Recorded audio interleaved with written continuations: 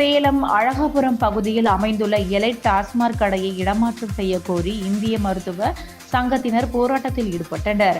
அதற்கு ஆதரவு தெரிவித்து சேலம் மேற்கு சட்டமன்ற உறுப்பினர் அருள் போராட்டத்தில் பங்கேற்றார்.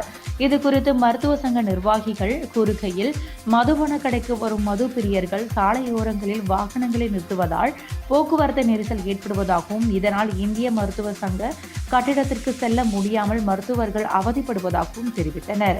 மேலும் இரவு நேரங்களில் மது பிரியர்கள் சாலையோரமாக மது அருந்துவிட்டு படுத்து உறங்குவது மற்றும் மது பாட்டில்களை போட்டுவிட்டு செல்வது வாடிக்கையாக உள்ளது எனவும், இதுகுறித்து பலமுறை மனுக்கள் அளித்தும் நடவடிக்கை எடுக்கப்படவில்லை என்றும் மருத்துவர்கள் குற்றம் சாட்டினர். மதுக்கடையை உடனடியாக அகற்ற தவறினால் தொடர் போராட்டத்தில் ஈடுபடுவோம் என்று மருத்துவர்கள் எச்சரிக்கை விடுத்துள்ளனர். கடையை மூடுவதற்கு அவகாசம் தர வேண்டும். ஒரு குறைந்த நாட்களில் இந்த கடை மூட வேண்டும்.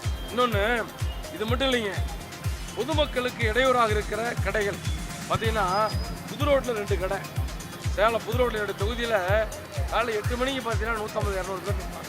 அதே மாதிரி கண்ணங்குறிச்சியில் நடு ஊருக்குள்ளே 2 கடை, டிராஃபிக்கே போக முடியாது. இந்த மாதிரி பல கடைகள். நான் என்ன சொல்கிறேன், மது குடிப்பவர்கள் எங்கேனாலும் போய் குடிக்கிறாங்க. அது மெயின் ரோட்டில் வச்சு அவங்களுக்கு என்ன சோறு வச்சு பண்ண வேண்டியது.